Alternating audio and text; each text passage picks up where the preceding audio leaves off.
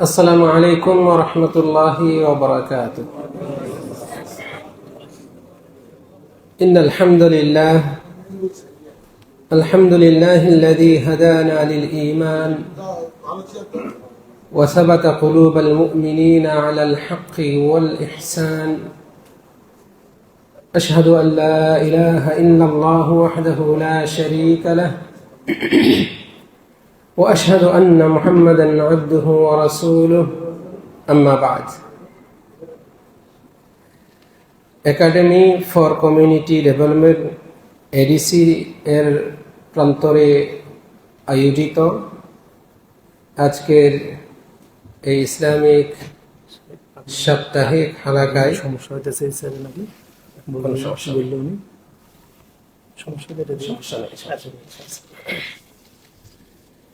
আমি আপনাদের সামনে সমবেত হতে পেরে আল্লাহর দরবারে শুকরিয়া আদায় করছি। আলহামদুলিল্লাহ। মহান রব্বুল আলমিনের কাছে কামনা করি রব্বুল আলমিন আমাদের আজকের এই হালাকাকে কবুল করুন। এখানে যারা বিভিন্ন জায়গা থেকে এসেছেন, দূর দূরান্ত থেকে এসেছেন দ্বীনের কিছু তালিম নেওয়ার জন্য, কিছু শিখার জন্য, রব্বুল আলমিন আপনাদের সকলকে উত্তম বিনিময় দান করুন। দরুদ সালাম বর্ষণ হোক শেষ নবী, শ্রেষ্ঠ নবী মুহাম্মদ বিন আব্দুল্লাহ সাল্লাল্লাহু আলাইহি ওয়াসাল্লামের উপর, যিনি আমাদের একমাত্র আদর্শ। তার আদর্শ সুন্নাহকে জানার জন্যই আমাদের এই সমস্ত আয়োজন। আমরা এখানে উপস্থিত হই, কিছু শিক্ষা দেই, কিছু শিক্ষা নেই। আল্লাহ সুবহানাহু ওয়া তাআলা আমাদেরকে নবীর সুন্নত যথাযথভাবে গ্রহণ করার, আমল করার তৌফিক প্রদান করুন, আল্লাহুম্মা আমিন। সম্মানিত দ্বীনী ভাই ও পর্দার আড়ালে বোনেরা, আমি আপনাদের সামনে আজকে জীবনের প্রথমবার উপস্থিত হয়েছি। বনশ্রী এলাকাতেই আমার জীবনের প্রথম আজকে পদচারণা হয়েছে। আমি অত্যন্ত আনন্দিত। আজকের এই অনুষ্ঠানটিকে কেন্দ্র করে আমি অনেকটাই আবেগতাড়িত। আমার আগে এখানে যাদের পদচারণা হয়েছে আমি শুনেছি, বিভিন্ন মাধ্যমে জেনেছি, তারা এই বাংলাদেশের বুকে শ্রেষ্ঠ মনীষী, যারা কোরআন ও সুন্নাহের আলো, সহিহ আকীদার আলো বাংলাদেশিদেরকে দেখাচ্ছেন এবং সঠিক দিক নির্দেশনা দেওয়ার মাধ্যমে এই উম্মতকে সঠিক পথের আলো দিচ্ছেন। তাদের পদাচারণা এখানে হচ্ছে। আল্লাহ রাব্বুল আলামিন আমাকে এখানে কবুল করেছেন। আমি আল্লাহর দরবারে বিশেষভাবে আবারও শুকরিয়া আদায় করছি, আলহামদুলিল্লাহ। সেই সাথে আমি মহান রবের দরবারে কামনা করছি রব্বুল আলামিন আমাদের এই প্রতিষ্ঠানটিকে কবুল করুন। এই হালাকার আয়োজন এখানে হয়, এই হালাকাকে আরো কায়েম ও দায়েম করুন। এর সাথে সংশ্লিষ্ট সকলকে উত্তম বিনিময় দান করুন, আল্লাহুম্মা আমিন। আমি আপনাদের সামনে আজকে যে বিষয়টি উপস্থাপন করব একেবারে সংক্ষিপ্তভাবে, সেটা হচ্ছে ফিতনার যুগে ঈমান রক্ষায় আমাদের করণীয়। ফিতনার যুগে ঈমান রক্ষায় আমাদের করণীয়। ইনশাআল্লাহ কোরআন এবং সুন্নাহের আলোকে আমাদের সালাফগণ এবং সমকালীন বিশ্বের শ্রেষ্ঠ মনীষীগণ যে সমস্ত নির্দেশনা দিয়েছেন, আমি সেই আলোকেই আপনাদের সামনে আমার আজকের বক্তব্য উপস্থাপন করব। ওয়া মা তাওফীকি ইল্লা বিল্লাহ। মহান আল্লাহ সুবহানাহু ওয়া তাআলা শ্রেষ্ঠ নিয়ামত তার বান্দার জন্য ঈমান। ঈমানের চেয়ে বড় নিয়ামত বান্দাদের জন্য আর কিছু হতে পারে না। কারণ এই ঈমান হবে প্রত্যেক মানুষের একমাত্র অবলম্বন যখন সে মারা যাওয়ার পর রবের দরবারে উপস্থিত হবে। যার কাছে ঈমান থাকবে সেই প্রকৃতপক্ষে হুজ্জত নিয়ে, তার পরিচয় নিয়ে রবের দরবারে উপস্থিত হওয়ার যোগ্যতা অর্জন করে। যার ঈমান নাই, ঈমান নামক মহা মূল্যবান সম্পদ নাই, তার কোনো হুজ্জত থাকে না, রবের দরবারে উপস্থিত হওয়ার কোনো যোগ্যতাই থাকে না। কাজেই এই বিষয়টি নিঃসন্দেহে একজন মানুষের জন্য সবচেয়ে গুরুত্বপূর্ণ নিয়ামত, বড় সম্পদ। মহান আল্লাহ সুবহানাহু ওয়া তাআলা বলছেন, ওয়ামান ইয়াতিহি মুমিনান ক্বাদ আমিলাস সালিহাত ফাউলাইকা লাহুমুদ দারাজাতুল উলা। যে ব্যক্তি তার কাছে উপস্থিত হয় মুমিন হয়ে, ঈমান নিয়ে, সৎ আমল করে, তাদের জন্যই রয়েছে সর্বোচ্চ সম্মান। সুবহানাল্লাহ। তো ঈমান নিয়ে যে রবের দরবারে উপস্থিত হবে, আর ঈমানের দাবি হচ্ছে সৎ আমল, ঈমান ও সৎ আমল নিয়ে যে ব্যক্তি উপস্থিত হবে তার জন্যই রবের কাছে সর্বোচ্চ সম্মান রয়েছে। তাহলে ঈমান হচ্ছে সর্বোত্তম পাথেয়। একজন মানুষ যা কিছুর মালিক, যে সমস্ত সম্পদের অধিকারী হয়, এই সম্পদগুলোর মধ্যে মহামূল্যবান সম্পদ হচ্ছে তার ঈমান। কাজে এই ঈমান রক্ষায় আমাদেরকে সচেতন হওয়া অত্যন্ত জরুরি। এই ঈমানকে রক্ষা করা আমাদের উপর আবশ্যক। ঈমান যেন শক্তিশালী হয়, ঈমান যেন সুদৃঢ় হয়, এই প্রচেষ্টা করা আমাদের উপর আবশ্যক। বিশেষ করে আমরা এমন এক জামানায় বাস করছি যে এই জামানায় ফিতনা চতুর্দিক থেকে আমাদেরকে গ্রাস করছে। ভালো রূপ নিয়ে, মন্দ রূপ নিয়ে, সবভাবেই এই ফিতনাগুলো আমাদেরকে ছেয়ে নিচ্ছে। আমরা ফিতনায় জর্জরিত হচ্ছি। আমাদের মাঝে অনেক শুবহাত, অনেক শাহাওয়াত এগুলো কাজ করছে, যেগুলো আমাদের ছোট বড়, নারী পুরুষ সব শ্রেণীর মানুষের মাঝেই এখন বিরাজ করছে।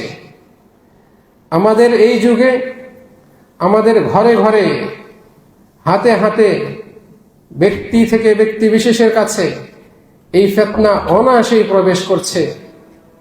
ফিতনা প্রবেশের সবচেয়ে বড় দুয়ার হচ্ছে সামাজিক যোগাযোগ মাধ্যম, যা আমরা এই আধুনিক যুগের আধুনিক সৃষ্টি মোবাইলের মাধ্যমে ব্যবহার করছি। এর মাধ্যমে আমাদের মাঝে যুগের সবচেয়ে ভয়ঙ্কর ফিতনাগুলো আমাদের ভেতরে প্রবেশ করছে। নবী মুহাম্মদ সাল্লাল্লাহু আলাইহি ওয়াসাল্লাম আমাদেরকে শেষ জামানায় ফিতনার আবির্ভাব ঘটতে থাকবে এবং একের পর এক ফিতনা আসতেই থাকবে। এক ফিতনার বিলুপ্তি হওয়ার আগে আরেক ফিতনার উদ্ভব ঘটবে। এইভাবে ফিতনা আমাদেরকে গ্রাস করবে মর্মে সংবাদ দিয়েছেন। এবং ফিতনার সময়ে আমাদের কি করণীয় সে সম্পর্কেও তিনি আমাদেরকে নির্দেশনা দিয়েছেন। হাদিসে এসেছে, রাসূল সাল্লাল্লাহু আলাইহি ওয়াসাল্লাম বলেছেন, বাদিরু বিল আ'মালি ফিতানান কাকিতাইল লাইলিল মুযলিম। আধার রাতের নেই ফিতনা তোমাদের মাঝে একের পর এক আগমন করার পূর্বেই আমলে তোমরা অগ্রগামী হও। ইউসবিহুর রাজুলু মুমিনান ওয়া ইউমসি কাফিরান। ফিতনার সময়ে ব্যক্তি সকালবেলায় মুমিন হবে, সন্ধ্যাবেলায় কাফের হয়ে যাবে।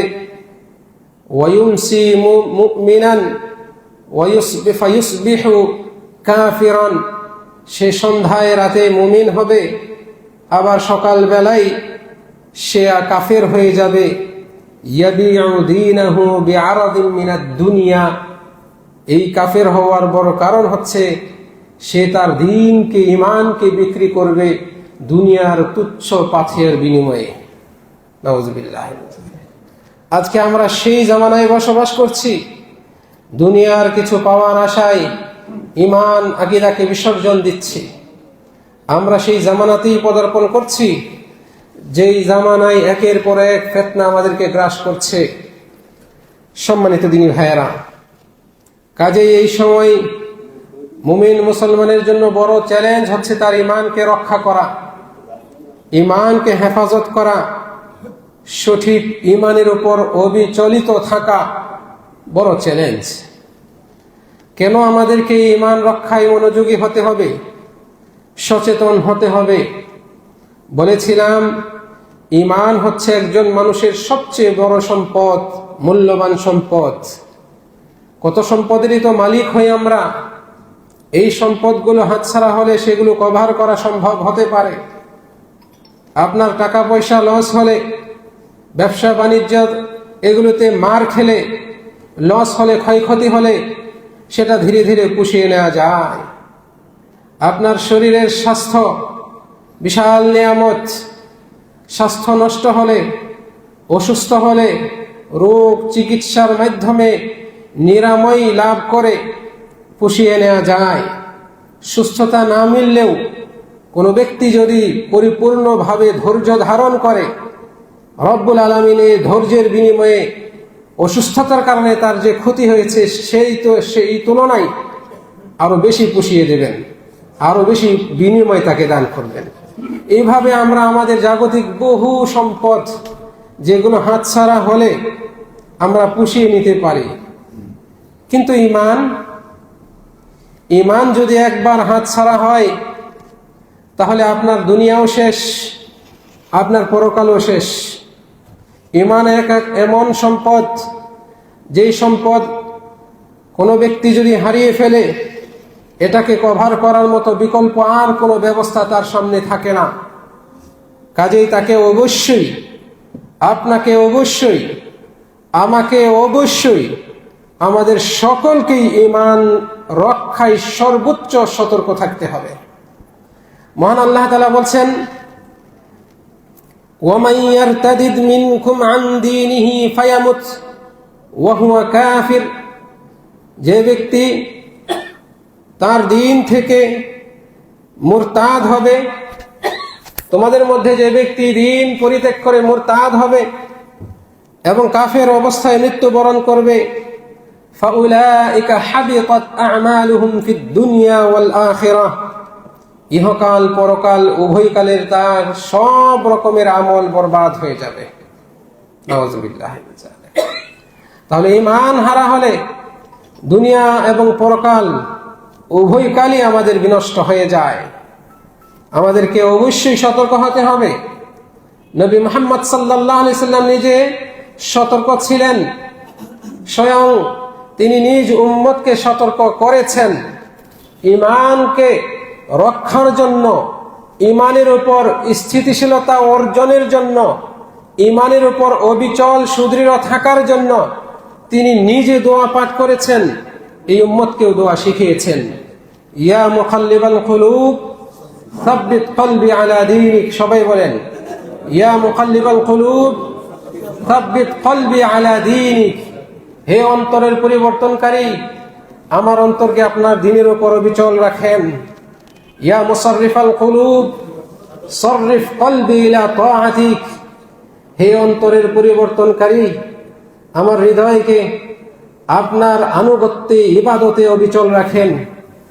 সম্মানিত দিনী ভাইয়েরা, এই দোয়া আমাদের এই জামানায় আরো বেশি করে পাঠ করা উচিত। ইসলামের সূচনা লগ্নেই যখন রাসূল সাল্লাল্লাহু আলাইহি ওয়াসাল্লাম এটা পাঠ করেছেন, নিশ্চিতভাবে তিনি আশঙ্কা করেছিলেন এই উম্মত এরকম চ্যালেঞ্জের মুখোমুখি হবে, তারা কতই না মুহতাজ হবে এই দোয়ার প্রতি। আমরা সত্যিকার অর্থেই এই দোয়ার প্রতি কতই না মুহতাজ, অভাবী। এই দোয়া পাঠ করা আমাদের কতই না জরুরি। ইয়া মুকাল্লিবাল কুলুব সাব্বিত কলবি আলা দীনিক। প্রিয় দিনী ভাইয়েরা, এই যুগের সবচেয়ে বড় চ্যালেঞ্জ, ঈমানের জন্য সবচেয়ে বড় চ্যালেঞ্জগুলো কি কি ফিতনা আমাদের সমাজে সবচেয়ে বেশি ঈমানকে চ্যালেঞ্জের মুখে ফেলছে, এগুলো যদি আমরা জানতে পারি তাহলে আমরা সঠিক সিদ্ধান্ত নিতে পারব। আমি এই মর্মে উল্লেখ করছি, আমাদের এই সমাজে বর্তমানে সবচেয়ে ঈমান বিধ্বংসী, ঈমানের জন্য সবচেয়ে ক্ষতিকারক যে সমস্ত ফিতনা রয়েছে, এগুলোর মধ্যে বিশেষভাবে উল্লেখযোগ্য একটি ফিতনা হচ্ছে ফিতনাতুশ শুবহাত, আমি আপনাদের সামনে 3টা ফিতনা উল্লেখ করব, যদিও আরো বহু ফিতনা রয়েছে। এই 3টা ফিতনার ভিতরে বা এর অন্তর্গত সব ধরনের ফিতনাই চলে আসতে পারে। 1 নম্বর ফিতনা, সবচেয়ে বড় ফিতনা হচ্ছে ফিতনাতুশ শুবহাত, সংশয়জনিত ফিতনা।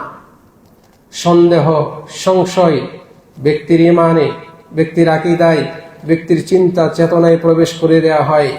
ফলে ব্যক্তি ধীরে ধীরে দিন থেকে বিচ্যুত হয়, উদাসীন হয়ে পড়ে, তার মগজ ধোলাই হয়, চিন্তার বিকৃতি ঘটে, ঈমান ও আকীদার পরিবর্তন হয়, ধীরে ধীরে এই ব্যক্তি মুরতাদ হয়ে যায়।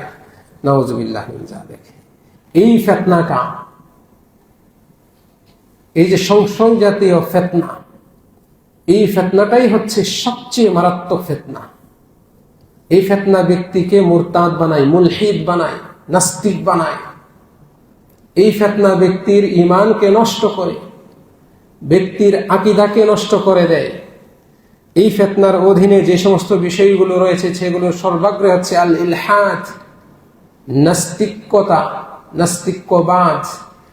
মুসলিম সমাজে বসবাস করছে, তার ব্রেনকে এমনভাবে ওয়াশ করা হয়েছে, সে এখন ইসলামের কোনো তোয়াক্কা করে না। ঈমান, আমল, ইসলাম এই সম্পর্কে কোনো রকমের জ্ঞান রাখে না। ইসলাম বিরোধী, ঈমান বিরোধী, কোরআন সুন্নাহ বিরোধী কথা বলে অনায়াসে, তোয়াক্কাই করে না। সে নিজের অজান্তেই নাস্তিক হয়ে যাচ্ছে।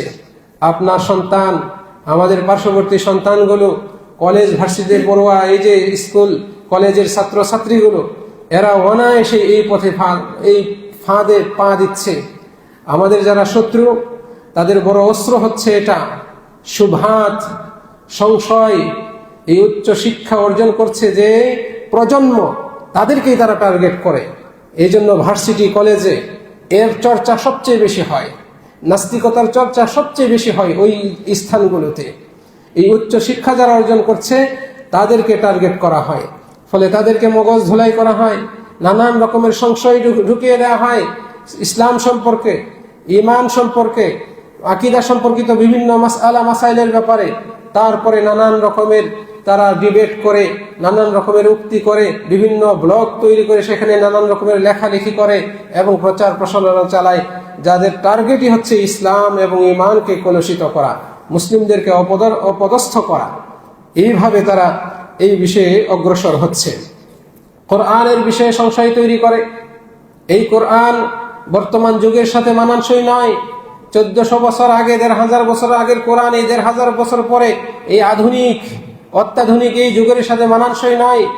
এক একটা আয়াত খুঁজে, মহাগ্রন্থ আল কোরআন থেকে 2-3টা আয়াত খুঁজে যেখানে আল্লাহ রাব্বুল আলামিন তার কিছু বান্দাদেরকে বিভ্রান্ত হওয়ার উপকরণ দিয়ে রেখেছেন।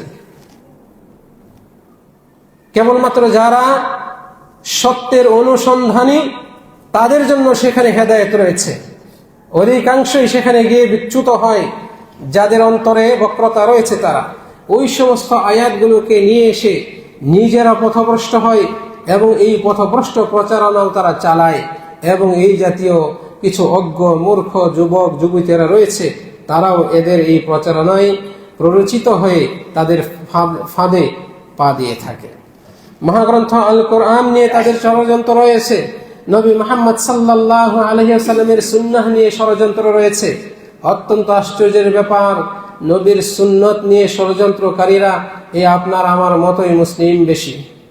তারাও সালাত আদায় করে, তারা কোরআন তেলাওয়াত করে, তারাও এরকম নসিহতের জন্য বিভিন্ন হালাকার আয়োজন করে। তারা নবী মুহাম্মদ সাল্লাল্লাহু আলাইহি ওয়াসাল্লামের হাদিস সুন্নাহকে অস্বীকার করে। এদের সংখ্যা এই সমাজে ধীরে ধীরে বাড়ছে।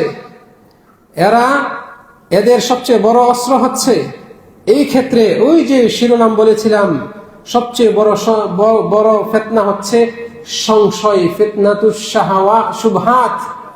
এই সংশয়, তারা নবীর সুন্নত নিয়ে নানান রকমের সংশয় তৈরি করে এবং এর মাধ্যমে তারা তাদের লোকবল তৈরি করে এবং জমা করে, তাদের শক্তি বাড়াচ্ছে। এরা এই সমাজে আহলুল কোরআন নামে পরিচিত।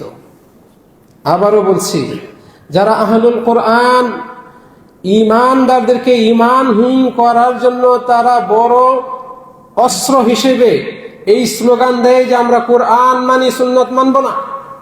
সুন্নত তো মানুষ বিভিন্নভাবে নকল করে আমাদের কাছে নিয়ে আসছে, এখানে অনেক কিছুই ঢুকানো হয়েছে, নাউজুবিল্লাহ মিন যালিক। এইভাবে তারা সন্দেহ ঢুকায়। তাদের মধ্যে অনেকে আবু হুরায়রা রাদিয়াল্লাহু আনহু, যিনি সবচেয়ে বেশি নবী মুহাম্মদ সাল্লাল্লাহু আলাইহি ওয়াসাল্লামের হাদিস সংকলন করেছেন, তার চরিত্রে আঘাত হানে, তার ঈমান আকীদায় আঘাত হানে, তার কর্মে আঘাত হানে, তাকে কলুষিত করার চেষ্টা করে। কারণ যখন আবু হুরায়রা রাদিয়াল্লাহু আনহুকে বিভিন্নভাবে বিতর্কিত করা যাবে, তখন অটোমেটিক তার বর্ণিত রিওয়ায়াতগুলো বিতর্কিত হয়ে যাবে। এই জন্যই তারা সবচেয়ে বেশি হাদিস বর্ণনাকারী সাহাবীকে টার্গেট করেছে। সম্মানিত দিনী ভাইরা, নবী মুহাম্মদ সাল্লাল্লাহু আলাইহি ওয়াসাল্লামের সুন্নাহকে অস্বীকার করে আমরা কোরআন মানব, নবীর সুন্নত মানব না, মুমিন হওয়ার জন্য কোরআনের অনুসারী হওয়াই যথেষ্ট, এইভাবে তারা নানান রকমের উক্তি সামনে তুলে ধরে এবং আমাদের জনসাধারণকে বিভ্রান্ত করে। আপনাকে আমাকে অবশ্যই সতর্ক থাকতে হবে। তারা সালাত আদায় করে, তাদেরকে যদি আমরা সাধারণভাবে জিজ্ঞেস করি এই সালাতের পদ্ধতি কোথায় পেলেন, বুখারীতে আছে, মুসলিমে আছে, আপনি না বললেন সুন্নত মানা যাবে না, কোরআনের উপর আমল করতে হবে, এমনিতেই তারা থমকে যাবে। আপনি দেখেন কোরআনের কোথায় আছে মাগরিবের নামাজ 3 রাকাত, এর আগে আপনি পড়লেন আসর 4 রাকাত, মাগরিবের পরে আবার এশা পড়বেন 4 রাকাত। এই যে সিস্টেম, এটা তো কোরআনে কোথাও নাই। জাকাত দেওয়ার কথা কোরআনে আছে, আপনাকে শতকরা 2.5 ভাগ জাকাত দিতে হবে, এটা কোরআনে কোথায় আছে? কাজেই যারা এই দাবি করে যে আমরা শুধু কোরআন মানব, তাতেই যথেষ্ট, তারা তাদের এই দাবিতে তারা মিথ্যুক। এটা অসম্ভব, কোনো মুসলিম থাকতে পারে না সুন্নাহকে অস্বীকার করে। কাজে আল্লাহ রাব্বুল আলামিন তিনি আমাদের জন্য যেমন ভাবে কোরআন নাজিল করেছেন, তেমনি নবীর সুন্নাহও তিনি নাজিল করেছেন। আমি আবারও বলছি, এটা মাথায় রাখবেন আপনারা, আল্লাহ তাআলা যেমন কোরআন নাজিল করেছেন, তেমনি নবীর সুন্নাহও আল্লাহ তাআলা নাজিল করেছেন। কোরআন পাঠ করা ইবাদত, কিন্তু নবীর সুন্নাহ পাঠ করার বিষয় না, সেটা কেবলই আমল করার বিষয়, বিশ্বাসের সাথে আমল করার বিষয়। একটাকে বলা হয় ওয়াহি মাতলু, আরেকটাকে বলা হয় ওয়াহি গায়রে মাতলু। পার্থক্য হলো এটাই, একটা হচ্ছে কোরআন তেলাওয়াত যোগ্য, আরেকটা হচ্ছে তেলাওয়াত ছাড়া ওহী। এই হলো পার্থক্য, কিন্তু দুইটাই ওহী, একটাকে ছাড়া আরেকটা কখনো প্রতিষ্ঠিত হতে পারে না এবং পরিপূর্ণ হতে পারে না। কাজে আমরা মুসলিম, আমরা মুমিন, কোরআন এবং সুন্নাহের অনুসারী। আমরা কিসের অনুসারী? কোরআন এবং সুন্নাহের অনুসারী। যদি কেউ বলে আমি কোরআনের অনুসারী, আপনি তার সাথে উঠা বসা করবেন না, সে আহলে কোরআন। এইরকম এক মজলিসে জনৈক সাহাবী দাস দিচ্ছেন, কোরআন সুন্নাহ থেকে আলোচনা করছেন। একজন বলছেন যে লা তুহাদ্দিসনা মিনাল হাদিস, হাদিস থেকে আমাদেরকে কিছু বলবেন না, হাদ্দিসনা আনিল কোরআন, কোরআন থেকে আমাদেরকে বর্ণনা করেন।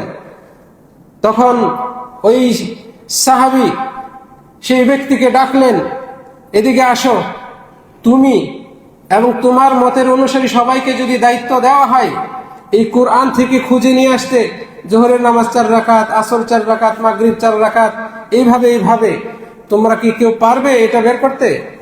তখন সেই ব্যক্তি চুপসে যায়। কাজেই সুন্নাহকে অনুসরণ করা ছাড়া আমাদের কোনো উপায় নেই। আল্লাহ সুবহানাহু ওয়া তাআলা বলেন, মা আতাকুমুর রাসূলু ফাখুযুহু ওয়া মা নাহাকুম আনহু ফান্তাহু। আল্লাহর রাসূল যা তোমাদেরকে আদেশ করেন তা গ্রহণ করো, যা থেকে নিষেধ করেন তা থেকে বিরত থাকো। আর কি বড় দলিল আপনি চান এর চাইতে? আল্লাহ সুবহানাহু ওয়া তাআলা বলেন, কুল ইন কুনতুম তুহিব্বুনাল্লাহ ফাত্তাবিউনি। তোমরা যদি আল্লাহকে ভালোবাসো তাহলে আমার অনুসরণ করো, আমি নবীর অনুসরণ করো। তাতে ফায়দা কি হবে? ইউহিব্বুকুমুল্লাহ, আল্লাহ তোমাদেরকে ভালোবাসবেন এবং তোমাদের গুনাহগুলোকে ক্ষমা করবেন। সুবহানাল্লাহ। তাহলে নবী মুহাম্মদ সাল্লাল্লাহু আলাইহি সাল্লামের অনুসরণ ব্যতীত কোনো ব্যক্তি মুমিন হতে পারে না। সম্মানিত দিনী ভাইয়েরা, এই যে সংশয় নামক ফিতনা এই সমাজে রয়েছে, এগুলোর অন্যতম একটা ধারা হচ্ছে আলেম ওলামাদেরকে বিভিন্নভাবে হেনস্থা করা, অপদস্থ করা, তাদের চরিত্রে কালেমা লেপন করার হীন প্রচেষ্টা চালানো। কারণ আলেম ওলামাদের মাধ্যমেই আল্লাহ রাব্বুল আলামিন তার দ্বীনের প্রচার ও প্রসার ঘটান। আলেম ওলামারা হচ্ছে ওয়ারাসাতুল আম্বিয়া, নবীদের ওয়ারিস। নবীরা টাকা পয়সা রেখে যান নাই, নবীরা রিসালাত রেখে গিয়েছেন, কোরআন সুন্নাহের ইলম রেখে গিয়েছেন। সেই ইলমের ওয়ারিস হচ্ছে আলেমগণ। আর এই আলেমদের দ্বারা আল্লাহ রাব্বুল আলামিন তার দ্বীনকে প্রতিষ্ঠা করেন এবং এই দ্বীনের প্রচার ও প্রসার করেন। ফলে এরা এই আলেমদেরকে টার্গেট করে, ফলে তাদের চরিত্রকে কলুষিত করার জন্য প্রচেষ্টা চালায়, নানান কৌশলে অপদস্থ করে। ফলে এর উদ্দেশ্য হয় যাতে করে মানুষ সাধারণ আলেমদের উপর থেকে আস্থা হারিয়ে ফেলে, আলেমদেরকে ঘৃণা করেন। যখন আলেমদেরকে ঘৃণা করবে তখন তারা আলেমদের শরণাপন্ন হবে না, একা একা থাকবে। আর একা একা থাকা, শরীয়ত কোরআন সুন্নাহ শিক্ষা অর্জন থেকে বিরত থাকা, দূরে থাকা অটোমেটিক ব্যক্তিকে নাস্তিক বানিয়ে দেবে। দ্বীনের ইলম সে তো নিচ্ছে না, যারা দ্বীনের ইলম বহন করছে তাদের কাছে যায় না। ফলে সেই ব্যক্তির ভেতরে ইমানের বীজ তো বপন হবে না। এইভাবে তারা টার্গেট করে। অনুরূপভাবে নানান রকমের বিদআত এবং বুদ্ধিবৃত্তিক যে বিচ্যুতি, চিন্তার বিকৃতি, এইগুলো তারা সমাজে প্রচার করে। নবী মুহাম্মদ সাল্লাল্লাহু আলাইহি সাল্লাম নবী ছিলেন, তিনি 9টা বিয়ে করেছেন, আপনাকে কেন তার অর্ধেকেরও কম অনুমতি দিলেন? তাহলে তিনি ছিলেন লোভী। নাউজুবিল্লাহ মিন যালিক। চিন্তা করেছেন? এইভাবে আঘাত হানে। আল্লাহ রাব্বুল আলামিন আপনাকে সৃষ্টি করেছেন, আপনি এই টিস্যু সৃষ্টি করেছেন, তৈরি করেছেন, এটা তৈরি করেছেন, ওটা তৈরি করেছেন, আপনাকে আল্লাহ তৈরি করেছেন। আল্লাহকে কে তৈরি করেছে? নাউজুবিল্লাহ। যুক্তি দেখেন, একজন সাধারণ ব্যক্তি যে ইসলাম চর্চা করে না, কোরআন সুন্নাহ ঈমান আকীদা সম্পর্কে কিছুই জানে না, সে তো এখানেই থমকে যাবে। হোক না সে ভার্সিটির ছাত্র, হোক না সে স্কুল কলেজের ছাত্রী বা ছাত্র, ট্যালেন্ট ছাত্র হোক, এটাকে তুমি সৃষ্টি করেছো বা অমুক সৃষ্টি করেছে, তোমাকে আল্লাহ সৃষ্টি করেছেন, আল্লাহকে কে সৃষ্টি করেছে, সে তো এখানে থমকে যাবে। কথা তো ঠিকই, কিন্তু আপনার ঈমান যদি বলিয়ান থাকে, আপনার আকীদা যদি বিশুদ্ধ থাকে, আপনি তো সেখানে জবাব নিয়ে উপস্থিত হবেন। এইভাবে বুদ্ধিবৃত্তিক নানান রকমের কৌশল তারা উপস্থাপন করে সাধারণ শিক্ষার্থী, সাধারণ ব্যক্তিদেরকে তারা টার্গেট করে তাদেরকে ঈমান থেকে বিচ্যুত করার জন্য প্রচেষ্টা চালাচ্ছে। সম্মানিত দিনী ভাইয়েরা, এই জন্য আমাদের উচিত ইসলামী আকীদা, ঈমান, এগুলোর মৌলিক বিষয়গুলো সম্পর্কে জ্ঞান অর্জন করা। আপনি আগে জানেন আলী রাদিয়াল্লাহু আনহু বলছেন, ইরিফ আল হক, তুমি সত্যটা জানো, তারিফ আহলাহু, তাহলে সত্যের যারা ধারক বাহক তাদেরকেও চিনতে পারবে। আমাকে অবশ্যই আগে জানতে হবে ঈমানের বিষয়গুলো। যদি আমরা জানতে পারি তাহলে ঈমান কারা চর্চা করছে, প্রকৃত ঈমান কাদের মাঝে আছে, তাদেরকে আমরা চিনব। আর তাদের শরণাপন্ন হয়ে তাদের সংসর্গে চলে আসার মাধ্যমে আমরা ইনশাআল্লাহ এই জাতীয় ফিতনা থেকে রক্ষা পাব। প্রিয় দিনী ভাইরা, আমাদের সমাজে বহুল প্রচলিত বড় ফিতনাগুলোর অন্যতম হচ্ছে ফিতনাতুশ শাহাওয়াত, প্রবৃত্তিগত ফিতনা, লোভ, লালসা এবং প্রবৃত্তি, এই জাতীয় ফিতনা। এই ফিতনাটা এত মারাত্মক ও ক্ষতিকারক যে এর মাধ্যমে একজন ব্যক্তি দুনিয়ার সবচেয়ে নিকৃষ্ট অপরাধে লিপ্ত হয়ে যায়। এই শাহওয়াত, প্রবৃত্তি, খাহেসাত নাফসানিয়া, এই প্রবৃত্তিগত ফিতনার কবলে যদি কোনো ব্যক্তি পড়ে, দুনিয়ার নিকৃষ্ট অপরাধও তার কাছে তুচ্ছ মনে হবে, হালকা মনে হবে। জঘন্য অপরাধ করছে এবং সেইটাকে সে অপরাধী মনে করে না, হালকা বিষয় মনে করে। এই তো কয়েক বছর আগেই বাংলাদেশের একজন শিল্পপতি, ধনাঢ্য বড় ব্যবসায়ী, স্বর্ণের ব্যবসায়ী, তার ছেলে চরিত্র নষ্টকারী, সতীত্ব নষ্টকারী এক অপরাধে লিপ্ত হয়। জিজ্ঞাসাবাদে সে বলে, এটা কি অপরাধ? সে ওইটাকে অপরাধী মনে করতো না। জোর জবরদস্তি করে কোনো নারীর শ্লীলতাহানি করা, ধর্ষণ করা, এটাকে সেই ব্যক্তি অপরাধী মনে করতো না। সম্মানিত দিনী ভাইয়েরা, তো বলছিলাম এই শাহওয়াত নামক ফিতনাতে যদি কেউ পতিত হয়, দুনিয়ার জঘন্য অপরাধ তার কাছে তুচ্ছ হয়ে যায়। এটা বড় ফিতনা। এই যুগের ঈমানকে নষ্ট করার জন্য সবচেয়ে ক্ষতিকারক একটা দিক হচ্ছে এটা শাহওয়াত, প্রবৃত্তি। এইগুলোর অন্যতম ধারা, উপধারাগুলোর অন্যতম হচ্ছে হারাম দর্শন করা, চোখের অপব্যবহার করা। এই যে দৃষ্টিশক্তি আল্লাহ রাব্বুল আলামিন দিয়েছেন, এইটাকে হারাম বস্তু, হারাম দৃশ্য দেখার কাজে ব্যবহার করা, এইটা একটা। এই প্রবৃত্তিমূলক ফিতনায় জড়িত হওয়ার দরজা হচ্ছে এটা। আগে দেখার মাধ্যমে এটা চলে আসে এখানে, সেখান থেকে কমান্ড আসে, নির্দেশনা আসে, তারপরে অঙ্গ প্রত্যঙ্গের মাধ্যমে বাস্তবায়ন করা হয়। কাজে দৃষ্টিশক্তির এটাকে অবশ্যই সংবরণ করতে হবে, সংযত রাখতে হবে। কুল্লিল মুমিনিনা ইয়াগুযযু মিন আবসারিহিম, আল্লাহ তাআলা বলছেন মুমিনদেরকে বলে দিন তারা যেন তাদের দৃষ্টিশক্তিকে হেফাজত করে অবনত রাখে।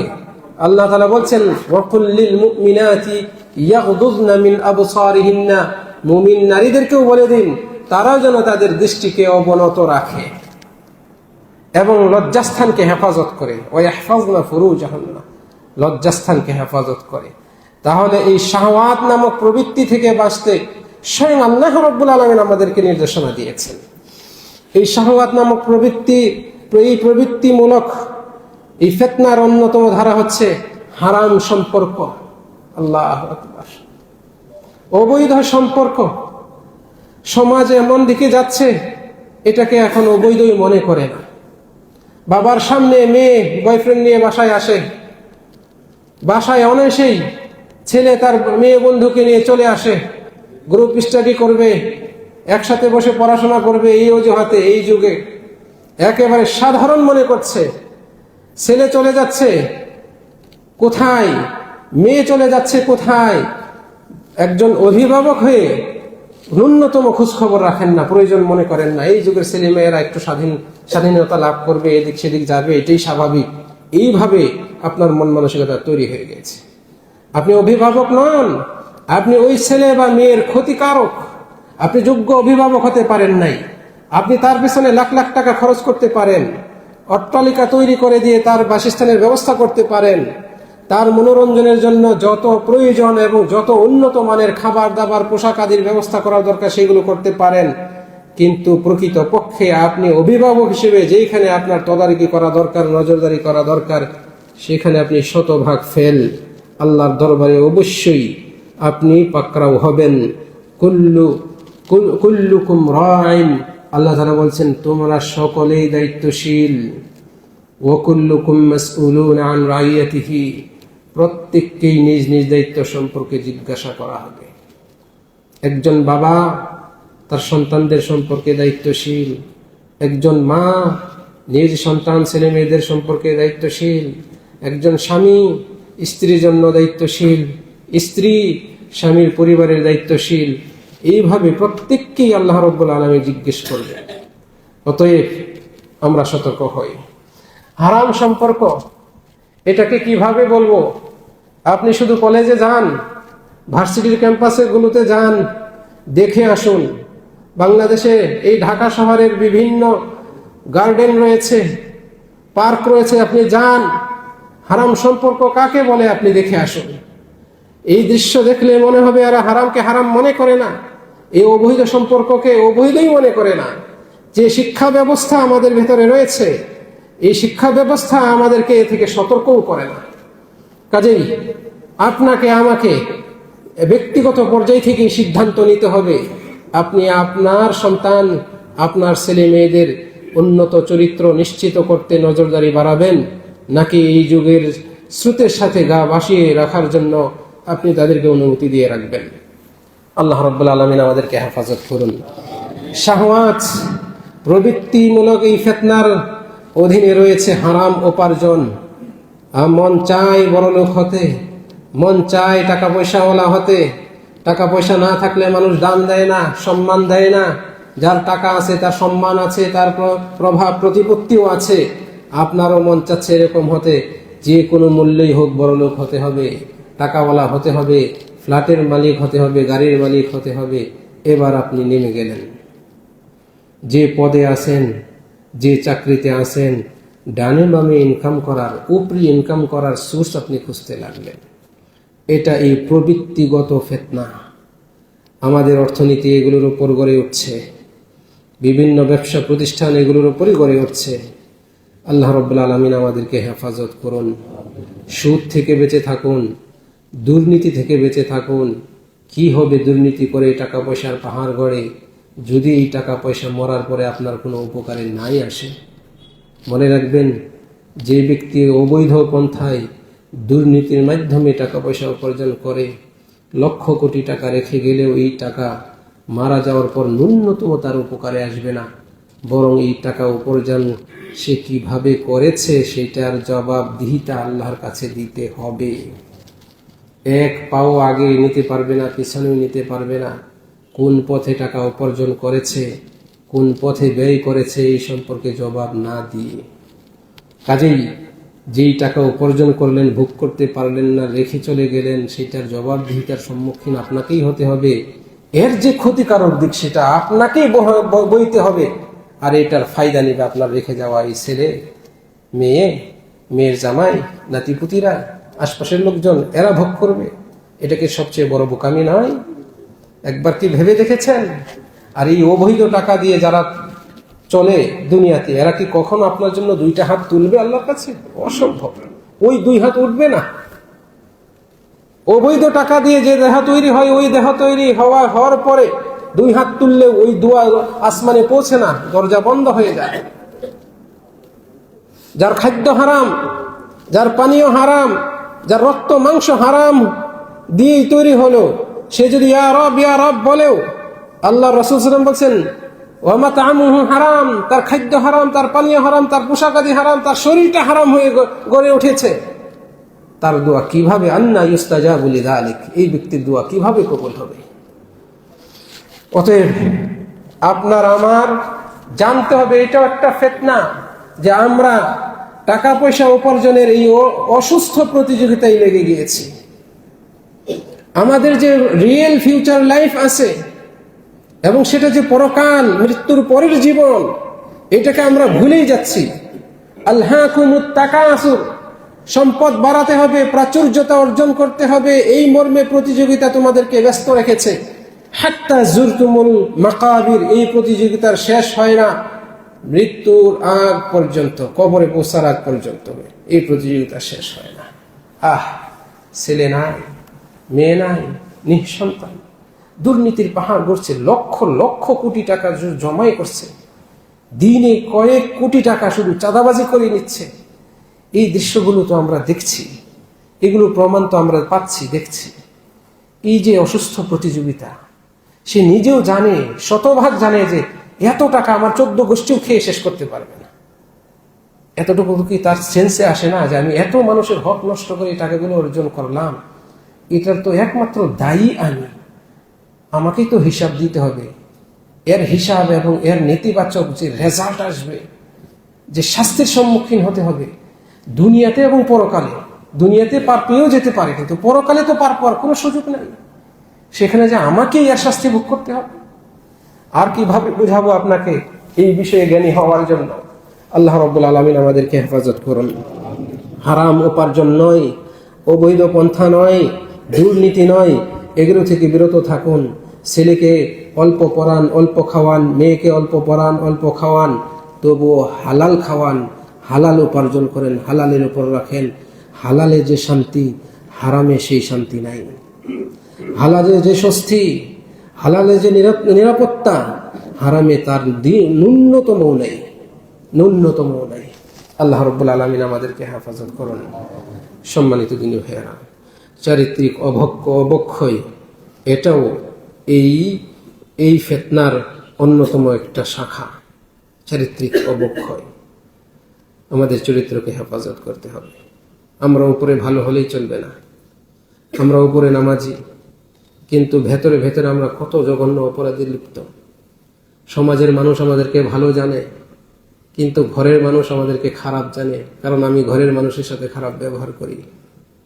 মানুষ আমাকে মাথায় রাখে, রবের কাছে আমার ন্যূনতম মূল্য নাই, কারণ আমি মুত্তাকি না, কারণ আমার ভেতরে তাকওয়া নাই, আমার ভেতরে ইখলাস নাই, আমার ভেতরে শিরিক রয়েছে, আমার ভেতরে বেদাত রয়েছে। তাহলে এই যে অবক্ষয়, এই অবক্ষয় থেকে নিজেকে বাঁচাতে হবে, চেষ্টা করতে হবে। এটা ফিতনা, এই ফিতনা থেকে আমাদেরকে উঠে আসতে হবে। আল্লাহ রাব্বুল আলামিন আমাদেরকে তৌফিক দান করুন। আরেকটা ফিতনা হচ্ছে এই সমাজের আধুনিক যুগের বড় ফিতনা। এই ফিতনাটা আমাদের হাতে হাতে, সোশ্যাল মিডিয়া, হাতে হাতে মোবাইল রয়েছে। এই মোবাইলের মাধ্যমে আমাদেরকে ফিতনা গ্রাস করে নিয়েছে। এই যুগের বরং সবচেয়ে বড় ফিতনা হচ্ছে এটা, কারণ এইটা সব রকমের ফিতনাকে আমার সামনে উপস্থাপন করে নিয়ে আসে। এই যে যত ফিতনা বললাম, আরো যত ছাড়লাম, সব ফিতনা জমা করে এই মোবাইল, সোশ্যাল মিডিয়ার মাধ্যমে, ইন্টারনেট ব্রাউজিং করার মাধ্যমে, ওয়েবসাইটের মাধ্যমে আমার হাতে দুনিয়ার সব ফিতনা চলে আসছে। হ্যাঁ, এটা নিয়ামত, সোশ্যাল মিডিয়াও নিয়ামত। যদি আপনি ভালো কাজে ব্যয় করেন, ব্যবহার করেন, তাহলে এটা নিয়ামত। আর যদি আপনি এটাকে খারাপ পন্থায় ব্যবহার করেন, তাহলে এটা সবচেয়ে বড় ফিতনার অন্যতম। আল্লাহ রাব্বুল আলামিন আমাদেরকে হেফাজত করুন। ছোট্ট একটা ভিডিও ক্লিপ একটা মানুষের, একটা পরিবারের জীবনকে নষ্ট করে দিতে পারে। 30 সেকেন্ড, 20 সেকেন্ড, 40 সেকেন্ড। আমার খুব ব্যাখ্যা করে আপনাদেরকে বোঝানোর দরকার নাই। কত সম্মানী অপদস্থ হয়েছে, কত বড় চাকরিজীবী চাকরিচ্যুত হয়েছে, কত বড় রাজনীতিবিদ রাজনীতিমুক্ত হয়েছে, এমপি মন্ত্রী এমপিত্ব মন্ত্রিত্ব ছাড়তে বাধ্য হয়েছে এই সোশ্যাল মিডিয়ার কারণে। এর মধ্যে কত রকমের ফিতনা রয়েছে, কত রকমের ফিতনা রয়েছে। আজকের এই সমাজের নারী পুরুষ, উঠতি বয়সী মেয়েগুলো, উঠতি বয়সী ছেলেগুলো কি উদ্ভট কন্টেন্ট তৈরি করছে। এই কন্টেন্ট তৈরি করাকেও আজকের এই যুব সমাজ, যুবক যুবতীরা তাদের পেশা হিসেবে নিয়েছে। উদ্ভট অঙ্গভঙ্গি, অশ্লীল কথাবার্তা, এগুলোর মাধ্যমে তারা এখানে এই বিভিন্ন রকমের কন্টেন্ট তৈরি করে এই সোশ্যাল মিডিয়ায় ছাড়ে। ভাইরাল হওয়ার নেশায়, যে যত ভাইরাল হবে তার ভিউ তত বাড়বে, এমনকি নিজের সতীত্বকেও বিলিয়ে দিতে আজকালের কিছু কিছু নারী পুরুষ ছেলেমেয়েরা পিছপা হয় না। নাউজুবিল্লাহ। এটা কি ফিতনা নয়? এই ফিতনা থেকে আমাদেরকে বাঁচতে হবে। আমরা বিশেষ করে যারা মাদ্রাসায় পড়াশোনা করি, আল্লাহর রহমতে মাদ্রাসায় শিক্ষা ব্যবস্থাপনায় উস্তাদগণ সর্বোচ্চ সতর্ক থাকেন ছেলেরা যেন মোবাইল ব্যবহার না করতে পারে, মোবাইল যেন ব্যবহার না করতে পারে। কারণ আলেম ওলামারা খুব ভালোভাবেই বুঝতে পেরেছেন এটা এই যুগের সবচেয়ে বড় ফিতনা। ব্যক্তি সুন্দর হবে, চেহারা সুন্দর হবে, কিন্তু অন্তর একদম কলুষিত হয়ে যাবে এই ফিতনায় যদি জড়িত হয়ে যায়। আল্লাহ রাব্বুল আলামিন আমাদেরকে হেফাজত করুন। সম্মানিত দিনী ভাইয়েরা, আমরা যখন এই ফিতনা সম্পর্কে সংক্ষিপ্ত 3টা ফিতনা বললাম এবং এ সম্পর্কে সংক্ষিপ্ত ধারণা দেওয়ার চেষ্টা করলাম, আমাদের উচিত এই ফিতনার যুগে ঈমান রক্ষায় কি করা দরকার সে সম্পর্কেও কিছু জ্ঞান রাখা, যাতে করে আমরা সেই অনুযায়ী আমল করার মাধ্যমে অন্তত নিজেদেরকে ঈমানের উপর প্রতিষ্ঠিত রাখার, অবিচলিত রাখার প্রচেষ্টা করছি, চেষ্টা করতেছি, জিহাদ করতেছি, এই হিসেবে আল্লাহর কাছে পরিচয় দিতে পারি। আল্লাহকে যেন দেখাতে পারি, হ্যাঁ আল্লাহ, আমি চেষ্টা করছি, আমাকে তুমি ফিতনার যুগেই প্রেরণ করেছ। আমি নবীর যুগ পাই নাই, সাহাবীদের যুগ পাই নাই, তাবিঈনদের যুগ পাই নাই, 21শ শতাব্দীতে এসেছি, ফিতনার যুগে এসেছি। আমি চেষ্টা করছি আমার ঈমানকে রক্ষা করার জন্য, তুমি আমাকে শক্তি দাও, তৌফিক দাও। এইভাবে অন্তত আল্লাহকে দেখাতে পারি আমরা জানার মাধ্যমে, তারপরে আমরা আমল করব। রব্বুল আলামিন আমাদেরকে তৌফিক দান করুন। আমাদের সালাফগণ এবং এই সমকালীন বিশ্বের শ্রেষ্ঠ আলেমগণ, বিশেষ করে শেখ বিন বাজ রাহিমাহুল্লাহ, শেখ ইবনে উসাইমিন রাহিমাহুল্লাহ, তারা যে পরামর্শ দিয়েছেন এই ফিতনার যুগে ঈমান রক্ষার জন্য আমাদের যা করণীয়, সেই আলোকেই আমি আপনাদের সামনে কিছু পরামর্শ দিব। সর্বাগ্রে আমাকে আপনাকে সব যে কাজটি করতে হবে সেটা হচ্ছে কেবল আল্লাহর ইবাদতকে মনোযোগী হওয়া। যেটাকে আমরা ইখলাস বলি। আমাদেরকে মুখলিস হওয়ার চেষ্টা করতে হবে। আল্লাহ ছাড়া অন্যের ইবাদত করা, আল্লাহ ছাড়া অন্যকে অবলম্বন করা, এগুলো থেকে নিজেকে মুক্ত করতে হবে। উল্লেখ্য যে এখানে যে পরামর্শগুলো দিব, এগুলো কেবল তার জন্য যে চাই ইমানের উপর বিচল থাকতে। যার ইমান নিয়ে মাথা ব্যথা নাই, তার জন্য এই পরামর্শ ন্যূনতম কাজে আসবে না, কারণ সে তো তোয়াক্কাই করে না। কিন্তু আমি আপনি যারা সতর্ক থাকতে চাই, কিভাবে এই ফিতনার সময় ইমানকে রাখবো, রক্ষা করব, আমাদের জন্য এই নসিহত, এবং এটা আমাদের জন্যই উপকারী। আল্লাহ তাআলা বলছেন ফাযাক্কির, আপনি স্মরণ করিয়ে দিন। আর এই স্মরণ করিয়ে দেওয়া তানফাউল মুমিনিন, মুমিনদের উপকারে আসবে। ফাইন্না যিকরা তানফাউল মুমিনিন, উপদেশ নসিহত এটা মুমিনদের উপকারে আসবে। যারা মুমিন না, যাদের ঈমান নাই, বিশ্বাস নাই, তাদের উপকারে আসবে না। কাজে এখানে মুমিনদের উদ্দেশ্যে আমাদের এই বক্তব্য, তাদেরকে সতর্ক করার উদ্দেশ্য, এবং তার অধীনস্থ যারা রয়েছে ঈমান হারার পথে, তাদেরকে সতর্ক তারা যেন করতে পারেন, এই জন্য আমাদের এই বক্তব্য। তাহলে প্রথম আবশ্যকীয় বিষয় হচ্ছে একমাত্র আল্লাহর ইবাদত করা, ইখলাস অবলম্বন করা। কারণ বান্দার অন্তরের মালিক হচ্ছে আল্লাহ রাব্বুল আলামিন। কাজে বান্দার অন্তর যত আল্লাহর দিকে ধাবিত হবে, এক আল্লাহর ইবাদতে মনোনিবেশ করবে, রব্বুল আলামিন সেই অন্তরকে ঈমান বিধ্বংসী বিষয় থেকে হেফাজত করবেন। আপনারা সকলেই জানেন নবী ইউসুফ আলাইহিস সালাতু ওয়াস সালামের ঘটনা কাহিনী। ইউসুফ জুলেখার কাহিনী শুনছেন না? কি মজার কাহিনী! বক্তারা ওয়াজ মাহফিলে কিভাবে আমাদেরকে রস কষ মিশিয়ে বলতেন, আর ছোটবেলায় শুনে আমরা আপ্লুত হতাম, হাসতাম। ইউসুফ আলাইহিস সালামের কাহিনী, এক নারী সেই সময় সুন্দরী এবং খুব প্রভাবশালী, সে তাকে কিভাবে চরিত্র হনন করার জন্য, অবৈধ সম্পর্ক করার জন্য প্ররোচিত করেছিল। এই কাহিনী আপনারা জানেন। সরম্য অট্টালিকা, এক এক করে 7টা দরজা বন্ধ করে ভিতরের অন্দর মহলে নিয়ে দরজা বন্ধ করে দিয়ে তাকে প্রস্তাব দিয়েছিল তার সাথে অবৈধ সম্পর্ক করবে। কিন্তু নবী ইউসুফ আলাইহিস সালাতু ওয়াস সালাম ছিলেন একজন মুখলিস বান্দা, এক আল্লাহতে বিশ্বাসী ছিলেন, আল্লাহর প্রতি আন্তরিক ছিলেন, আল্লাহ ছাড়া অন্য কারো ইবাদত করতেন না। তার এই ইখলাস এর কারণে আল্লাহ রাব্বুল আলামিন তাকে ওই ফিতনা থেকে হেফাজত করে। সুন্দরী রমণীর প্রস্তাব, যদি সেই রমণী প্রভাবশালী হন, অর্থ সম্পদশালী হন, যাকে প্রস্তাব দেওয়া হয়েছে, আর সে যদি অবিবাহিত এবং একেবারে পূর্ণ যৌবনে পদার্পণকারী হয়ে থাকে, এমন পরিবেশে এমন জায়গায় নিয়ে প্রস্তাব দেওয়া হয়েছে যেখানে দুনিয়ার কেউ টের পাচ্ছে না, ভেবে দেখুন তো সেখান থেকে ঈমান নিয়ে আপনি আমি ফিরে আসতে পারবো কিনা, নাকি ওই প্রস্তাবে, লোভনীয় প্রস্তাবে গলে যাব? বাঁচবে কেবল সেই যার ঈমান সেই রকম তাজা, তার পক্ষে ওখান থেকে ফিরে আসা সম্ভব। ইউসুফ আলাইহিস সালাতু ওয়াস সালাম ওই নারীর দিকে তাকান নাই, দৃষ্টিকে নিচের দিকে রেখেই কথা বলেছেন। দরজা বন্ধ করে দেওয়া হয়েছে, তারপরেও তিনি আল্লাহর উপর ভরসা করে দৌড় দিয়েছিলেন। রব্বুল আলামিনের নির্দেশে এক এক করে সব দরজাগুলো খুলে যায়। রব্বুল আলামিন তাকে রক্ষা করেন।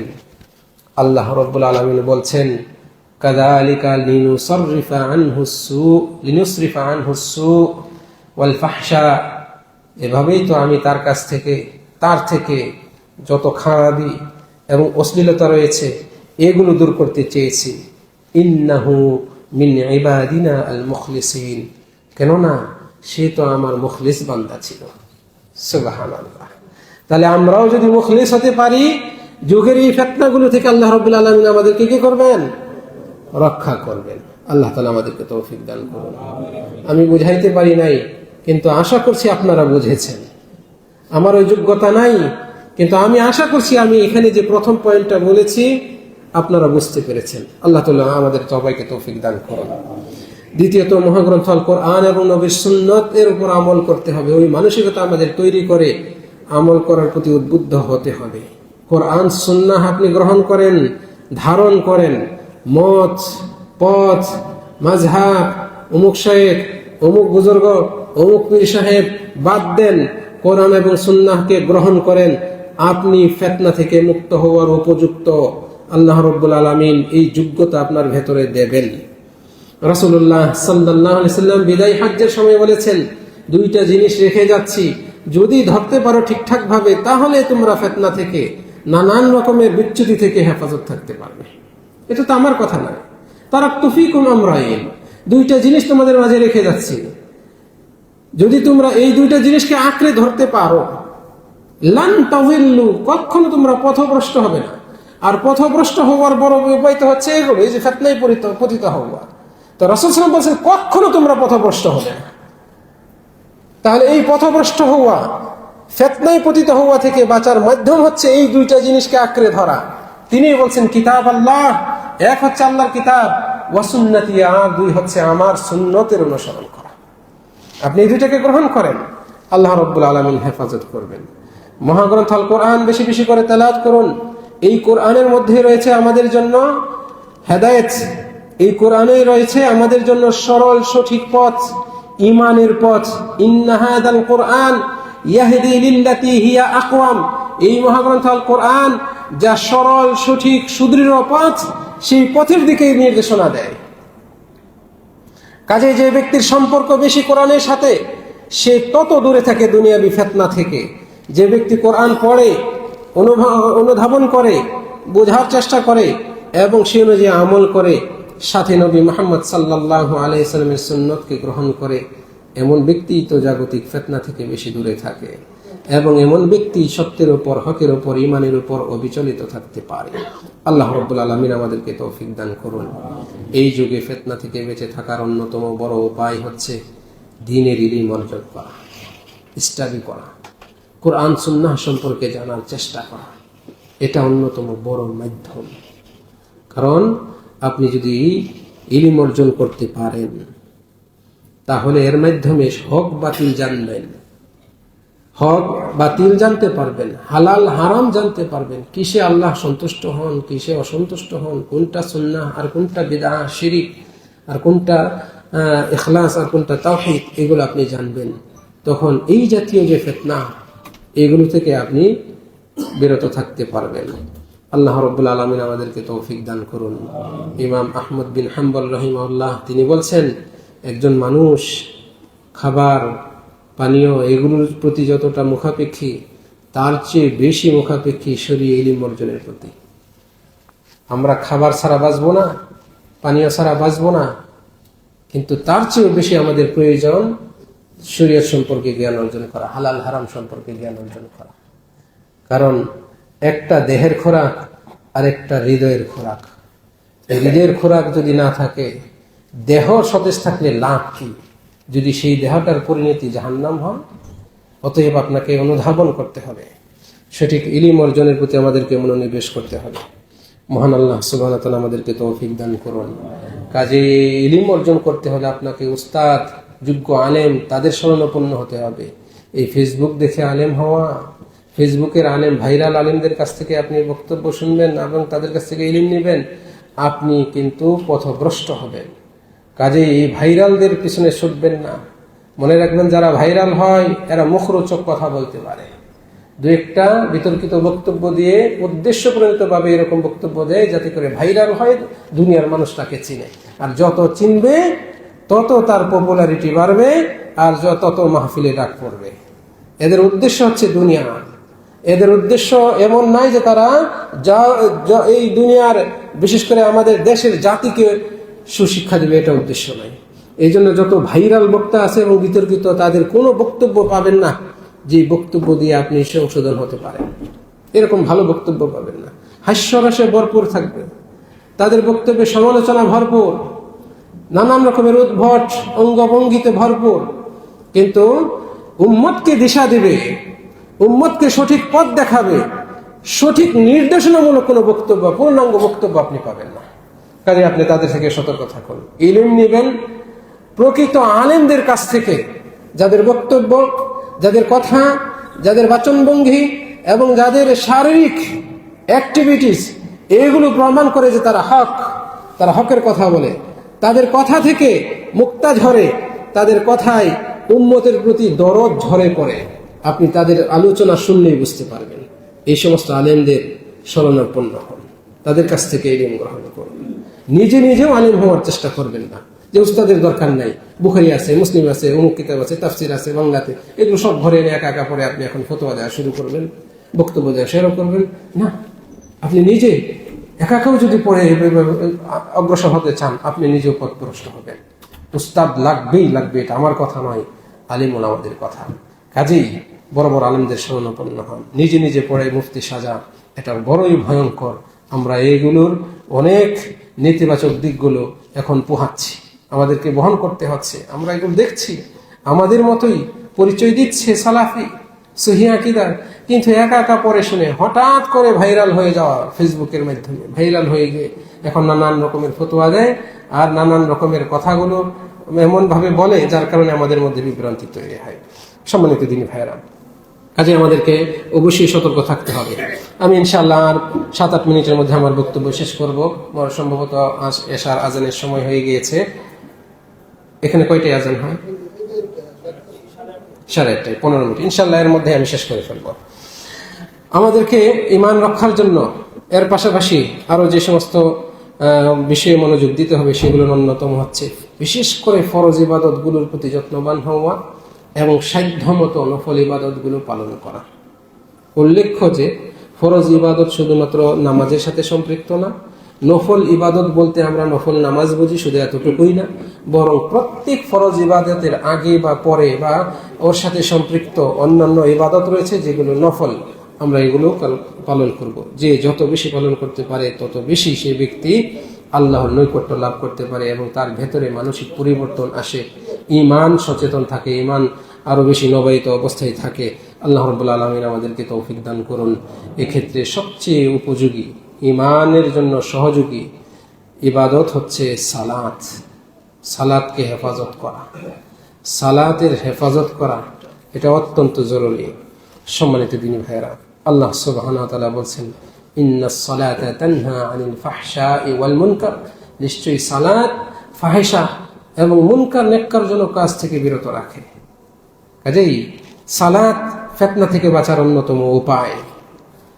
অনুরূপভাবে জিকির আজকার করা, সকাল সন্ধ্যা জিকির করা। আপনি গান বাজনা বাদবেন, সুবহানাল্লাহ আলহামদুলিল্লাহকে ধরেন, লা ইলাহা ইল্লাল্লাহ পাঠ করেন, বেশি বেশি করে কোরআন তেলাওয়াত করেন। এগুলো ব্যক্তিকে হেফাজত করবে ফিতনা থেকে, কারণ এর মাধ্যমে আপনি ঈমানকে চর্চা করছেন, প্র্যাকটিসের উপর রয়েছেন। ফলে দুনিয়াবি ফিতনার বিষয়গুলো আপনার ভেতরে ঢোকার সুযোগ পাচ্ছে না, কারণ আপনি তো এগুলোর মাধ্যমে ব্যস্ত রয়েছেন। নিজেকে ভালো কাজে ব্যস্ত রাখতে পারলে শয়তান এবং ফিতনা আপনার ভেতরে প্রবেশ করতে পারবে না। আলেমগণ এই জন্য এই জাতীয় পরামর্শ দিয়েছেন। সবচেয়ে গুরুত্বপূর্ণ হচ্ছে এই সময় এই ফিতনা থেকে বাঁচার জন্য আপনাকে ভালো সঙ্গ নিতে হবে। সুহবাতুল আখিয়ার, শ্রেষ্ঠ আমলদার, দিনদার, বুজুর্গ ব্যক্তি, আলেমুন আমাদের সাথে ওঠা বসা করা, সম্পর্ক রাখা, এটা অত্যন্ত ফলপ্রসূ যুগের ফিতনা থেকে বাঁচার জন্য। কারণ আলেম উলামাগণ আপনাকে দুনিয়াবি পরামর্শ দেবেন না, ব্যবসা বাণিজ্যে কিভাবে আপনার আয় উন্নতি হবে সেই কথা বলবেন না, অমুক জমিনটা কিভাবে উদ্ধার করবেন সেই বিষয়ে আলোচনা করবেন না। আলেমগণ আপনাকে দেখাবেন ঈমানের পথ, আমলের পথ, পরকাল চেনাবেন, আল্লাহকে চেনাবেন, নবীকে চেনাবেন। তাই তো হাসান বসরি রাহিমাহুল্লাহ তিনি বলছেন, আমাদের কাছে আমাদের পরিবারের চেয়ে আমরা যাদের সাথে উঠা বসা করি তারা অনেক বেশি গুরুত্বপূর্ণ। কারণ পরিবারের কাছে গেলে পরিবার আমাদেরকে দুনিয়ার কথা স্মরণ করায়, লবণ লাগবে, চাল নাই, পরীক্ষার ফি দিতে হবে, এটা লাগবে, ওইটা লাগবে, এগুলো বলে। আর আমরা যাদের সাথে উঠা বসা করি এই আলেম ওলামারা, তারা আমাদেরকে ইউযাক্কিরুনা বিল আখিরাহ, আখিরাতের কথা স্মরণ করিয়ে দেয়।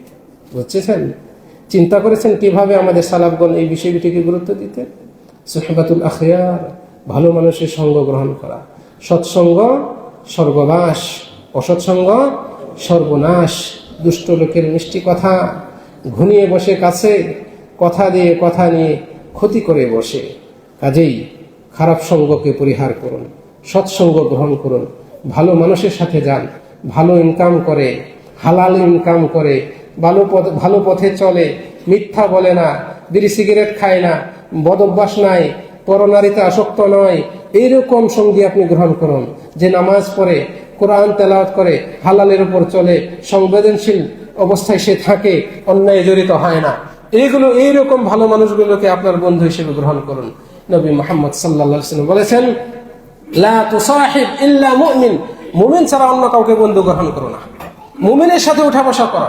ওয়ালা ইয়াকুল তাআমাকা ইল্লা তাকিয়ুন, তোমার উপার্জিত টাকা পয়সা ধন সম্পদ এগুলো থেকে মুত্তাকি ব্যক্তি, তো ভালো মুমিন মানুষ ছাড়া যেন কেউ না খেতে পারে। অর্থাৎ এখানে ইঙ্গিত রয়েছে, আপনার অধীনস্থ যারা থাকবে, আপনার স্ত্রী, ছেলে মেয়ে, তাদেরকেও আপনি মুত্তাকি বানান। কারণ আপনি ইনকাম করে নিয়ে আসছেন, এই ইনকাম যেন কোনো বেঈমান না খায়। কাজে আপনার অজান্তেই যেন আপনার ছেলে বেঈমান না হয়ে যায়। আপনার দায়িত্ব খোঁজ খবর রাখা। আপনি ব্যবসা বাণিজ্যের দায়িত্ব ঠিকই রাখছেন, খোঁজ খবর রাখছেন, পুঙ্খানুপুঙ্খভাবে হিসাব রাখছেন। আপনার ছেলেটা যে বিপথে চলে যাচ্ছে, আপনার মেয়েটা যে বিপথে চলে যাচ্ছে, আপনি সেটার দিকে নজর দিচ্ছেন না। আল্লাহকে আপনাকে জিজ্ঞেস করবেন না? অবশ্যই এটা ভাবার বিষয়। অনুরূপভাবে আমাদের পরামর্শ হচ্ছে, ফিতনার যত জায়গা আছে, উপলক্ষ রয়েছে, উপকরণ রয়েছে, এগুলো থেকে বিরত থাকতে হবে। ফিতনা থেকে বাঁচতে হলে ফিতনার জায়গা, ফিতনার উপকরণ, এগুলো থেকেও আমাদেরকে বেঁচে থাকতে হবে, সতর্ক থাকতে হবে। এজন্যই নবী মুহাম্মদ সাল্লাল্লাহু আলাইহি ওয়াসাল্লাম আমাদেরকে এই নির্দেশনা দিয়েছেন। যেমন হাদিসে আসছে, তিনি বলছেন, যখন তোমরা দাজ্জালের আগমন এর খবর পাবে, তখন তোমরা দাজ্জাল থেকে পলায়ন করো, তা থেকে দূরে থাকো। সে যে এলাকায় থাকে ওই এলাকা তোমরা ছেড়ে দাও। তিনি বলছেন, মান সামিআ বিহি আই বিল দাজ্জাল, যে ব্যক্তি দাজ্জালের সংবাদ পাবে, ফালইয়ানা মিনহু, সে যেন দাজ্জাল থেকে পলায়ন করে। আর দাজ্জাল হচ্ছে সবচেয়ে বড় ফিতনার একটি, তাই কিনা? আমরা দোয়া পড়ি না, ওয়া আউযু বিকা মিন ফিতনাতিদ দাজ্জাল, হে আল্লাহ, আমি আপনার কাছে দাজ্জালের ফিতনা থেকে রক্ষা চাই। আমরা দোয়া করি কিনা? এটা রাসূলুল্লাহ শিখিয়েছেন। তাহলে দাজ্জাল এর আগমন, এটা একটা ফিতনা। আর রাসূলুল্লাহ বলছেন, দাজ্জালের আগমনের সংবাদ পেলে তোমরা দূরে সরে যাবে। তার মানে ফিতনা থেকে বাঁচতে হলে আপনাকে পলায়ন করতে হবে, ওটাতে জড়িত হওয়া যাবে না। যত দূর সম্ভব সেটা থেকে নিজেকে সরিয়ে রাখা, দূরে রাখার চেষ্টা করতে হবে। রাসূলুল্লাহ সাল্লাল্লাহু আলাইহি ওয়াসাল্লাম বলছেন, ইন্নাস সাঈদা লিমান জুন্নিবাল ফিতান, সুনানে আবু দাউদের হাদিস। প্রকৃতপক্ষে সৌভাগ্যবান সেই ব্যক্তি যাকে ফিতনা থেকে দূরে রাখা হয়েছে। আল্লাহ রব্বুল আলামিন আমাদেরকে তৌফিক দান করুন, আমাদের সকলকে কবুল করুন। কাজে যে সমস্ত ওয়েবসাইট, মিডিয়া মাধ্যম রয়েছে, সেটা প্রিন্ট মিডিয়া হোক, ইলেকট্রিক মিডিয়া হোক, অথবা একেবারে সরাসরি কোনো স্থাপনা হোক, যেমন বার, সিনেমা হল, তারপরে বিভিন্ন আড্ডাখানা, বিভিন্ন পার্ক, আরো কত রকমের জায়গা রয়েছে, পার্টি সেন্টার রয়েছে, এগুলো ফিতনার জায়গা। এগুলো থেকে সরে আসুন। বিভিন্ন দরগা শরীফ রয়েছে, অমুকের আস্তানা, পীর সাহেবের আস্তানা রয়েছে, অমুক তমুক জায়গা রয়েছে, যেগুলো ধর্মের আবরণে ফিতনার বড় জায়গা, সেগুলো থেকেও দূরে থাকুন। অনুরূপভাবে যত রকমের সোশ্যাল মিডিয়া রয়েছে, এগুলোর ব্যবহারের ব্যাপারে আপনারা নিজেদেরকে সতর্ক করুন, নিজের নফসকে নসিহত করুন, আত্মপর্যালোচনা করুন। এই সোশ্যাল মিডিয়ায় আপনি কত সময় দিচ্ছেন, আর কতটা আপনি সালাত, সিয়ামে, জিকির, আজকারে, পরিবারকে সময় দিচ্ছেন। যে সময় ব্যয়টা হবে ইবাদত, আর এই সময় ব্যয়টা হচ্ছে আপনার জন্য ফিতনা। আপনাকে এই ক্ষেত্রে অবশ্যই সতর্ক থাকতে হবে। সর্বশেষ, এই যুগের ফিতনা থেকে বাঁচতে হলে আমার সর্বশেষ পরামর্শ আপনাদের প্রতি, আপনি আমাদের সকলের উচিত ঈমানি পরিবেশকে বাছাই করে নেওয়া, ঈমানি পরিবেশ নিজের পরিবারে তৈরি করা। আমি যেখানে চলাবো, যেখানে যাব, সেখানে ঈমানি পরিবেশ আছে কিনা সেটাকে প্রাধান্য দেওয়া। কাজেই মসজিদে আসুন, ছেলে মেয়েদেরকে নিয়ে মসজিদে আসুন। মসজিদ ঈমানের পরিবেশ, এখানে মুসলমানরাই আসে, মুমিন ইমানদাররাই আসে। এখানে এসে 10 মিনিট 15 মিনিটের জন্যও যে সালাত আদায় করবেন, অন্তত আপনার অন্তরে ইতিবাচক ফল বয়ে আনবে। মাহফিলে যান, কোরআন সুন্নাহের এরকম আলোচনা হয়, হালাকায় আসেন। শুধু আপনি আসবেন কেন? আপনার যুবক ছেলেটা কোথায় আড্ডা দিচ্ছে, তাকে ডেকে নিয়ে আসেন। আপনি একা আসবেন কেন? আপনার ছোট ভাইকে সাথে নিয়ে আসেন, আপনার বন্ধুকে সাথে নিয়ে আসেন। আপনার দ্বারা আপনার ছেলে হোক, আপনার মেয়ে হোক, আপনার ভাই হোক, আপনার বন্ধু হোক, কেউ যদি হেদায়েত পায়, একজন ব্যক্তি হেদায়েত পেলে সেটার যে কত সম্মান রয়েছে যার হাতে হেদায়েত পাবে। আল্লাহু আকবার। রাসূল সাল্লাল্লাহু আলাইহি ওয়াসাল্লাম বলেন, লা ইয়াহদিয়াল্লাহু বিকা রাজুলান ওয়াহিদান খায়রুল লাকা মিন হুমুরিন নাম। আল্লাহ রাব্বুল আলামিন তৌফিক দান করুন। অনুরূপভাবে জিকিরের মজলিসগুলোতে উপস্থিত হন, যেখানে জিকিরের মজলিস দ্বারা উদ্দেশ্য হচ্ছে এরকম মজলিস, কোরআন সুন্নাহের আলোচনা হয়, যেখানে ইসলামী মাহফিল হতে পারে, এরকম হালাকা হতে পারে, আরো বিভিন্ন জলসা রয়েছে, সেগুলো হতে পারে। সালাতে আসুন জামাতের সাথে আদায় করার জন্য, এবং বিভিন্ন আলিম ওলামাদের কি বলা হয়, তাদের সংস্পর্শে আসুন, তাদের সাথে উঠা বসা করুন, তাদের সঙ্গ গ্রহণ করুন। অনুরূপভাবে জুমার খুতবা শ্রবণ করার জন্য, জুমার খুতবা আজান হওয়ার আগেই তা শ্রবণের জন্য মসজিদে উপস্থিত হন। এগুলো ইমানি পরিবেশ দেয়, আপনার ইমান শেখায়, আপনাকে পরকালমুখী করে, আপনাকে দুনিয়ায় কিভাবে চলবেন তার সঠিক নির্দেশনা দেওয়া হয়। আর এখন বাস্তবতা হচ্ছে, আমরা জানি যে খুতবা শেষ হবে এতটাই, 5 মিনিট আগে বের হলেই তো 2 রাকাত জামাতে আমরা আদায় করতে পারবো। এইরকম একটা প্রবণতা আমাদের ভেতরে চলে আসছে। এগুলো হচ্ছে ফিতনায় জড়িত হওয়ার কুফল। অতএব আমরা এই জাতীয় ইমানি পরিবেশে নিজেদেরকে জড়িত করার চেষ্টা করি। ইমানকে রক্ষা করতে হলে আমাদের এগুলোর বিকল্প আর কিছু থাকতে পারে না। মহান আল্লাহ রাব্বুল আলামিন আমাদের সকলকে তৌফিক দান করুন। আল্লাহ রাব্বুল আলামিন আমাদেরকে ইখলাসের মাধ্যমে ইমানকে হেফাজত করার তৌফিক দান করুন। কোরআন সুন্নাহ অবলম্বন করা, সঠিক ইলম অর্জন করা, ইবাদতগুলোকে হেফাজত করা, সালেহিনদের সাথে সঙ্গ গ্রহণ করা এবং ফিতনার স্থানগুলোকে পরিহার করা, বেশি বেশি জিকির আজকার, দোয়া, কোরআন তেলাওয়াত এবং ইবাদতে ধৈর্য ধারণ করার মাধ্যমে আল্লাহ রাব্বুল আলামিন আমাদেরকে ঈমানকে হেফাজত করার, ঈমানের উপর অবিচল থাকার তৌফিক দান করুন। এই কামনা রেখে আমি আজকের আলোচনা শেষ করছি। রব্বুল আলামিনের কাছে এই আলোচনা শেষে কামনা করি রব্বুল আলামিন আমাদের সকলকে, যারা আজকের এই আলোচনায় অংশগ্রহণ করেছেন, এই হালাকায় উপস্থিত হয়েছেন, এমন ইলমি মজলিসে, ইলমি হালাকায় উপস্থিত হওয়ার পূর্ণ ফজিলত সকলের আমলনামায় লিপিবদ্ধ করুন। এটাকে আমাদের নাজাতের ওসিলা করে দিন। যারা এই সুন্দর আয়োজন করেছেন, অর্থ দিয়েছেন, শ্রম দিয়েছেন, পরামর্শ দিয়েছেন, সাহায্য সহযোগিতা এবং বিভিন্ন দিক থেকে সমর্থন দিয়েছেন, রব্বুল আলামিন তাদের সকলকেই উত্তম বিনিময় দান করুন। এই কামনা রেখে আজকের আলোচনা শেষ করছি। আসসালামু আলাইকুম ওয়া রাহমাতুল্লাহি ওয়া বারাকাতুহু।